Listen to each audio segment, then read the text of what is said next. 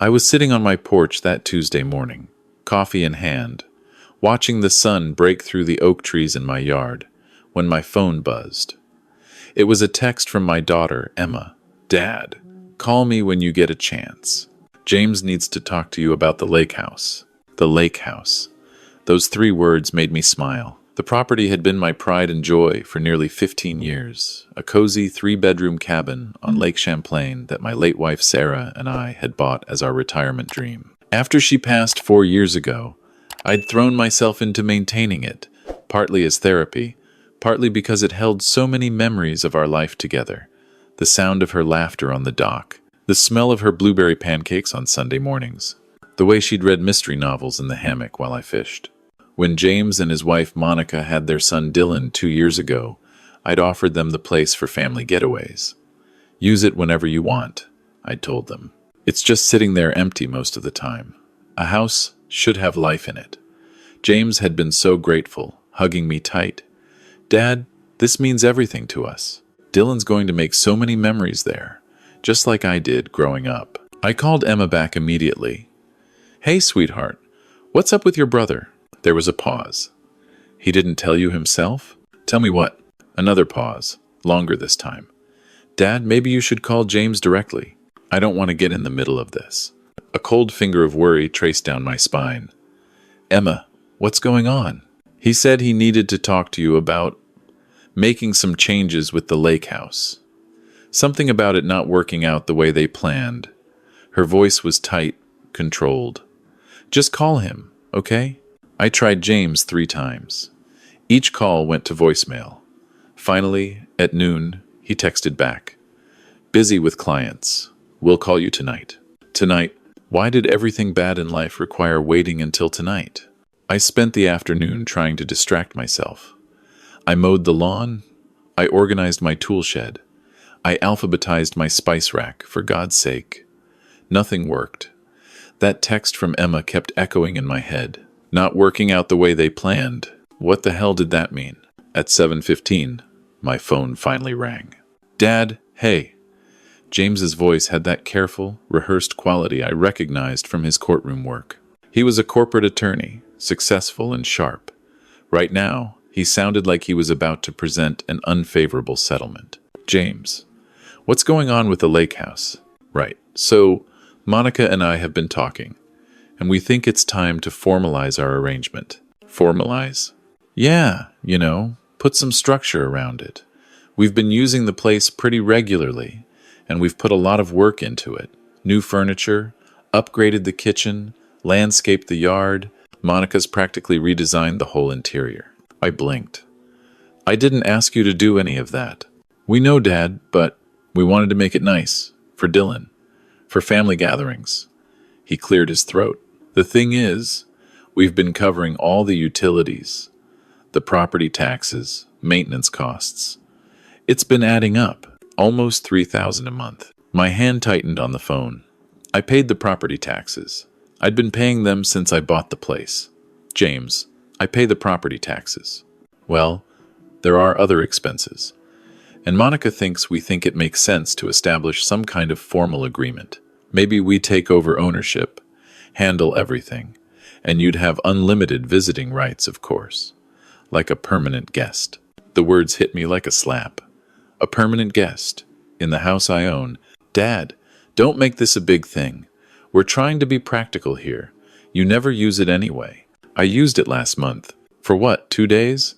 "Dad, we're there every other weekend. Dylan considers it his second home. We're the ones maintaining it, improving it, making it a place the family actually wants to be." Something in his tone, that casual dismissiveness, as if my ownership, my memories, my investment, meant nothing, made my chest tighten. "Let me get this straight. You want me to sign over my property because you've been using it and spending money on it that nobody asked you to spend?" "It's not like that." "Then what is it like, James?" Silence. "Then, Monica thinks we should either formalize the ownership or stop using the place altogether. She's uncomfortable with the ambiguity." "Monica's uncomfortable." "Dad, she's my wife. And honestly, she's got a point. We can't keep investing in a property we don't technically have any claim to." What if you decide to sell it? What if something happens to you and Emma gets half in the will? We'd lose everything we've put into it. I stood up from my chair, needing to move. So this is about protecting your investment in renovations I never asked for, in a house I'm letting you use for free. We're not using it for free if we're paying for everything. I pay the property taxes, James. Almost $8,000 a year, and we've spent $30,000 on improvements. The number hung in the air between us. $30,000 on a house they didn't own. Something wasn't adding up. I need to think about this, I said finally. Dad, Monica needs an answer. We've got contractors lined up for next month to redo the master bathroom. If we're going forward, we need to know. I'll call you back. I hung up before he could respond. For the next hour, I sat there, mind racing. Something felt wrong about this whole conversation. James wasn't usually this pushy. And Monica, I'd always gotten along fine with Monica, but lately, she'd been distant. Hadn't returned my calls the last few times I'd tried to reach her. Claimed she was swamped with design projects. At 9 p.m., my phone buzzed again. Emma. Did you talk to James? Yeah. And? He wants me to sign over the lake house. Says they've invested too much to not have ownership. Emma was quiet for a long moment. Dad, I need to tell you something, but you can't let James know it came from me. My stomach dropped. What is it? Last month, I was looking for a cabin rental for my anniversary trip with Mark. You know, something on a lake, romantic, the whole thing. I was scrolling through Airbnb, and she took a breath. I found your lake house listed. The world tilted. What? It's listed as Luxury Lake Champlain Retreat. $350 a night. Minimum 3-night stay. The photos are all Monica's design work. She staged it beautifully. I'll give her that. But Dad, it's your house. They've been renting it out. I couldn't speak. Couldn't breathe. Emma continued, her voice shaking now. I went through the reviews. They've been doing this for at least 2 years. The earliest review is from August 2 years ago. Dad, they've been running a vacation rental business out of your property. 2 years. $350 a night. 3-night minimums. I did the math in my head. Even if they only booked it half the weekends in a year, that was... God, that was over $30,000 per year. Are you sure? The question was stupid. Of course she was sure. I took screenshots. I'll send them to you right now. My phone dinged. Image after image appeared on my screen. There was my lake house, my beautiful cabin, with Sarah's wind chimes still hanging on the porch, marketed as a designer's retreat. The interior shots showed expensive furniture I'd never seen. Fancy throw pillows, artsy photographs on the walls. The kitchen had indeed been renovated, new appliances, marble countertops, designer hardware. The listing boasted about luxurious amenities, chef's kitchen, and peaceful family getaway. The reviews were glowing. Perfect weekend escape. Monica was a wonderful host, super responsive, and the place was immaculate. Can't wait to come back next summer. Monica. They were using her name as the host. Of course they were. It couldn't be traced back to me. I wasn't on Airbnb. I'd never see the listing unless I was specifically looking for it. Dad? Emma's voice was small. What are you going to do? What was I going to do? My son, who I'd helped through law school, who I'd co-signed his first apartment lease for, who I'd given the keys to my most precious property, had been running a commercial rental operation behind my back for 2 years. And now he had the audacity to ask me to sign over the deed. I need to see this for myself, I said quietly. See what? I'm driving up to the lake house this weekend. Dad, what if they're there? They won't be. James just told me they're hosting Monica's parents this weekend at their place in the city. He mentioned it at the end of our call. Said, that's why Monica was so stressed about resolving the lake house situation. I could hear Emma thinking, want me to come with you? No, I need to do this alone. Be careful, Dad. After we hung up, I sat in the dark living room for a long time. Sarah's picture smiled at me from the mantel, that photo from our 20th anniversary at the lake house. Both of us sunburned and happy, holding up a string of bass I'd caught. She'd been so proud of that place. She'd chosen every paint color, every piece of original furniture, every curtain. And now, it was a business. a commodity, a luxury retreat. I didn't sleep that night. Instead, I went through my files and found all the documentation for the lake house, the original deed in my name, the property tax records, paid by me every year, the insurance policy, paid by me, the mortgage, which I'd paid off 3 years ago. Everything was mine, legally, clearly, undeniably mine.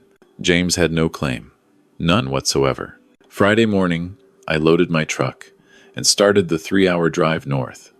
I didn't tell James I was coming, didn't tell anyone except Emma, who made me promise to text her when I got there safely. The lake house sat at the end of a long gravel drive, surrounded by pine trees and overlooking the water.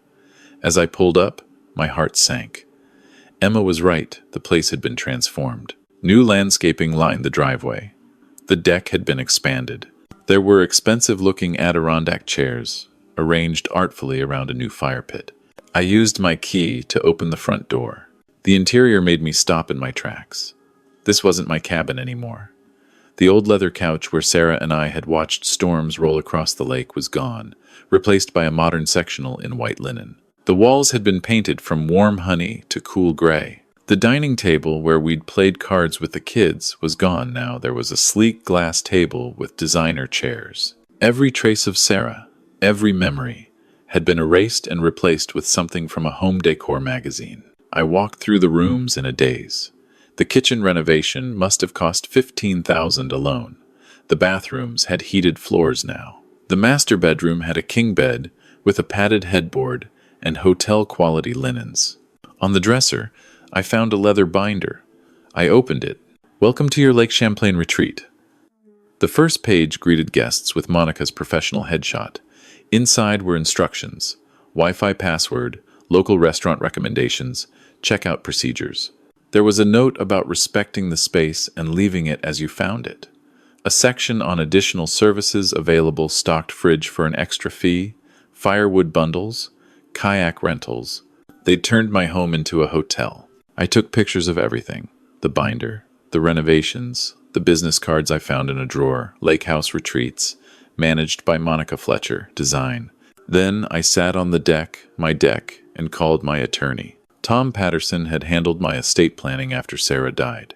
He listened to everything without interrupting. "Richard," he said finally, "what they're doing is illegal on multiple levels. Operating a short-term rental without your permission, collecting income from your property, not reporting that income in your name since you're the owner. The tax implications alone are staggering. And if they've been doing this for 2 years, what are my options? Legally, you can have them evicted. You can sue for damages. You can report them to the IRS for tax fraud. You can file a police report for theft of services." He paused. "But Richard, this is your son. I know who it is. What do you want to accomplish here?" What did I want? Justice? Revenge? My house back? My son back? "I want the truth," I said. "I want to know why. Then confront them. But do it smart. Document everything first. I'll draft a letter outlining the legal violations. That way, you have leverage." I spent the rest of the day documenting. I took photos of every room, every upgrade, every piece of evidence. I found receipts in Monica's office, desk furniture purchases, staging costs, advertising expenses. I logged into the Wi-Fi and found the Airbnb account still active on a tablet left behind. I scrolled through the booking calendar. They had guests coming tomorrow. Someone named Patricia had paid $1,200 for a 3-night stay. I sent Patricia a message through the platform. "I apologize, but this property is no longer available for rent. Your reservation has been canceled, and you will receive a full refund. The listing should not have been active." Then I changed all the door codes. I called the property management company that handled the key exchange and canceled their access. I called my insurance company and confirmed that commercial use would void my policy. They'd been operating without coverage for 2 years. By Sunday evening, I was back home with a thick folder of evidence and Tom's legal letter in my email. Monday morning, I forwarded the letter to James. The subject line read, "Immediate cessation of unauthorized business activities." The letter detailed everything: the Airbnb listing, the estimated income, the tax implications, the insurance violations, the conversion of my property without permission. It gave James and Monica 72 hours to remove all their belongings, return all keys, and provide a full accounting of income generated. The final paragraph read, "Failure to comply will result in immediate legal action, including but not limited to eviction, lawsuit for damages and unjust enrichment, report to IRS for tax fraud, and criminal complaint for theft of services." My phone rang 6 minutes later. "Dad, what the hell is this?" James's voice was panicked, nothing like the smooth attorney from last week. "It's exactly what it says. A cease and desist. You're threatening to sue me? Your own son? I'm responding to you stealing from me. Your own father. We didn't steal. You've been running a business on my property for 2 years without my knowledge or permission. You've collected what I estimate to be $60,000 in income that legally belongs to me. You've put me at massive tax and insurance liability. And then you had the balls to ask me to sign over the house to you." My voice was shaking now. "So yes, James, we're well past family courtesy at this point. Dad, let me explain. Did you rent out my lake house on Airbnb?" Silence. "Yes or no, James?" "Yes, but did you tell me you were doing this?" "No, but Dad, you need to understand. Did you report this income to the IRS?" Some of it. Some of it. Dad, please. If you'd just listen." "I'm listening. Explain to me why I shouldn't report you for tax fraud right now." "Because Monica's pregnant?" The words hit me like cold water. I sat down hard on my couch. "What?" "She's pregnant. 3 months. We haven't told anyone yet because—" He exhaled shakily. "Because we're not sure we can afford another kid. Dylan's childcare alone is killing us. My student loans are brutal. Monica's design business is competitive. We needed extra income, and the lake house was just sitting there. And we thought, you thought you'd build a business on my property and not tell me. We were going to tell you. We were going to offer to buy it from you eventually. We've been saving the rental income as a down payment. Dad, we've got almost $47,000 saved. We were so close. $47,000. They'd made even more than I estimated. James, do you understand what you've done? Setting aside the betrayal, setting aside the lying, you exposed me to massive liability. If someone had gotten hurt at that property, I'd be sued. If the IRS audited me, I'd be on the hook for taxes on income I never saw. You put me at risk to make a profit. I know, Dad, and I'm sorry. God, I'm so sorry." His voice cracked. Monica kept saying, "We should tell you, but I thought you'd say no. I thought you'd think it was disrespectful to Sarah's memory or something." And then it just went on too long. We got in too deep. You asked me to sign over the house. That was Monica's idea. She's terrified you're going to find out and kick us out. And we've invested so much, and with the baby coming. He was crying now. I could hear it. "Dad, we screwed up. We screwed up so bad. But please, please don't report us. The tax penalties alone would bankrupt us. I could lose my law license." I closed my eyes. Part of me, the angry, betrayed part, wanted to push forward, wanted consequences, wanted justice. But this was my son who'd made a terrible, selfish, stupid choice. My son who was about to have another child, my future grandchild. "I want every penny," I said quietly. "Every single dollar you made from renting my property. In my account by the end of the month. Yes, absolutely. I want a formal agreement that you will never, ever use that property for commercial purposes again. Tom will draft it. You'll sign it. Of course. And James?" I waited until I heard him breathing on the other end. "You're going to tell Monica to call me herself. Not text, call, and apologize. And then you're both going to come have dinner with me next Sunday, and we're going to talk about this like adults.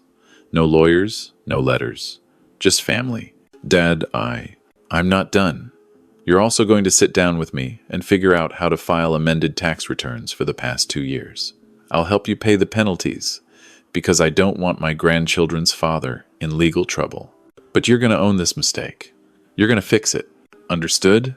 "Yes, sir. And one more thing. Anything. You're going to help me restore that house to how it was. Sarah's couch is in storage, isn't it? Yes. We couldn't bear to throw it away. Good. We're bringing it back. Every paint color, every piece of furniture, every single thing that made that place ours. You're going to help me undo what you did. He was openly sobbing now. Thank you, Dad, thank you. I don't deserve... No, you don't. But that's what family means. It means I love you even when you're an idiot. It means I help you fix your mistakes even when I want to throttle you. I took a breath. But James, if you ever lie to me like this again, we're done. Clear? Crystal clear. Now go tell your wife to call me. Monica called 20 minutes later, crying so hard I could barely understand her. She apologized, probably 50 times.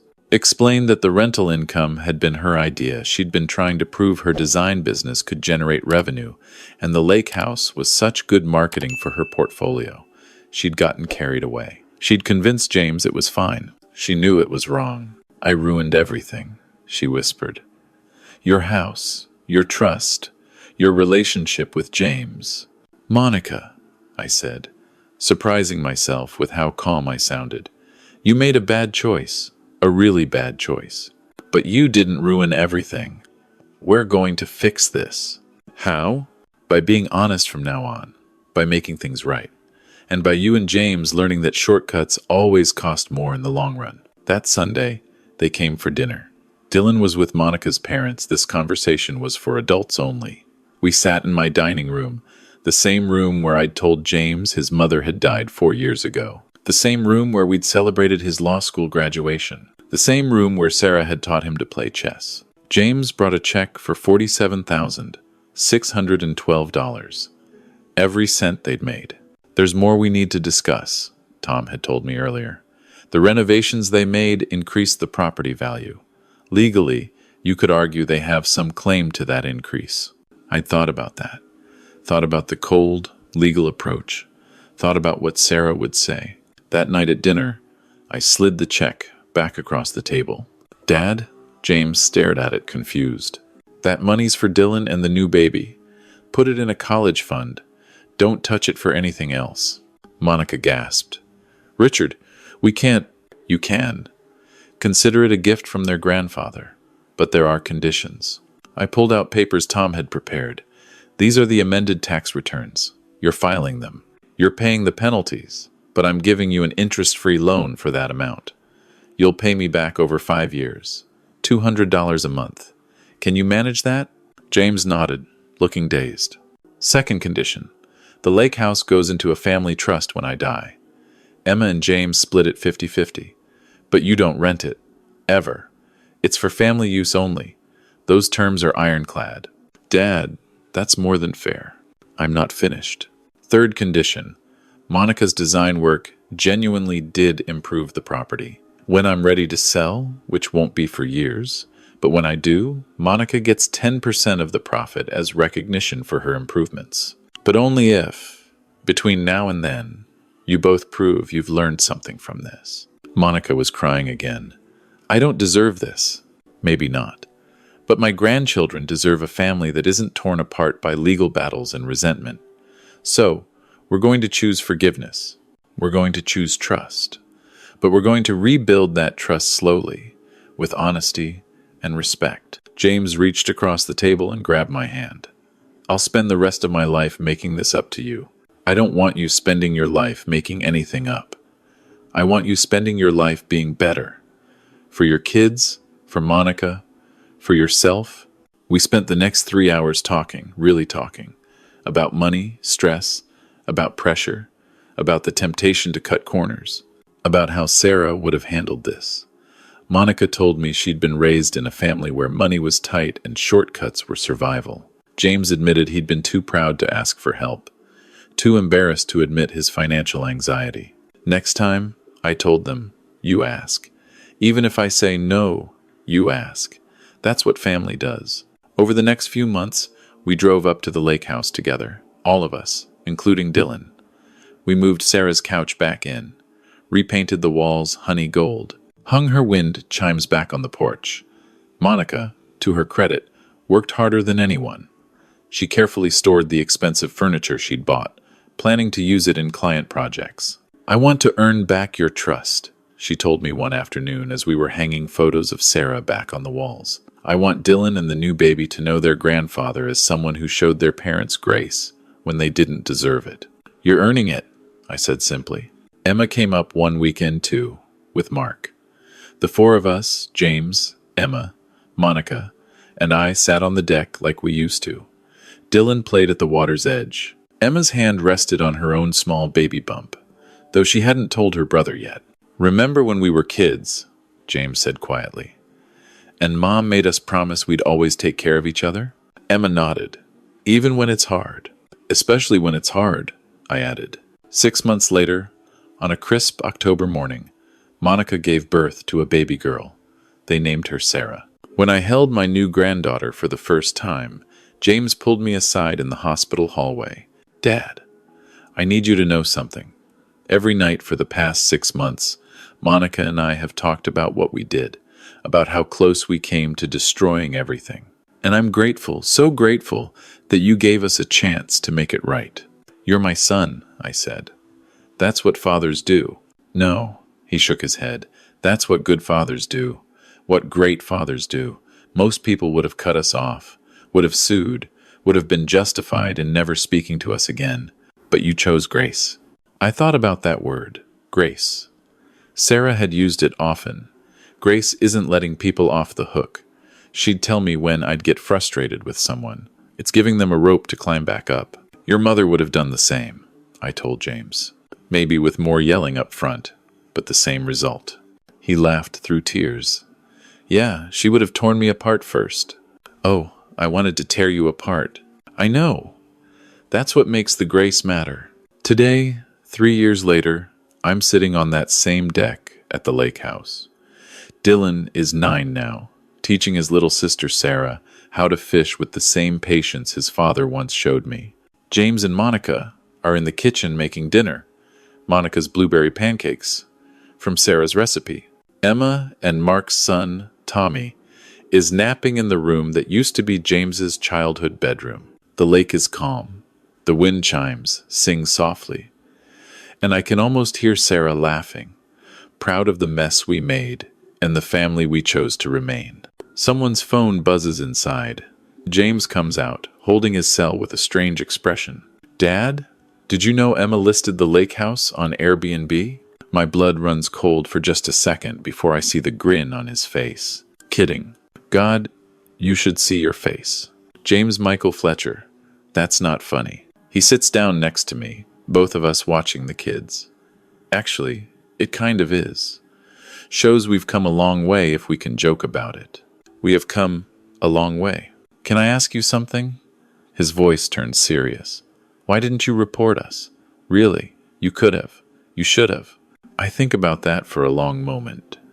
Because some mistakes are teachers, not endings. Because you're my son, and I decided your future was more important than my anger. Because, I pause, watching little Sarah squeal as she catches a tiny sunfish. Because that's what love looks like when it's tested. It looks like choosing the harder path, the longer conversation, the difficult forgiveness. You ever regret it? Not once, and I mean it. Looking at my family, complicated, flawed, human, I know I made the right choice, not the easy choice, not even the fair choice by strict accounting, but the right choice. Sarah's wind chimes sing in the breeze, and for a moment, I swear I can feel her hand on my shoulder. You did good, she seems to whisper. You did real good. Yeah, I think. Watching James show Dylan how to cast, we did good. All of us, together, we did good.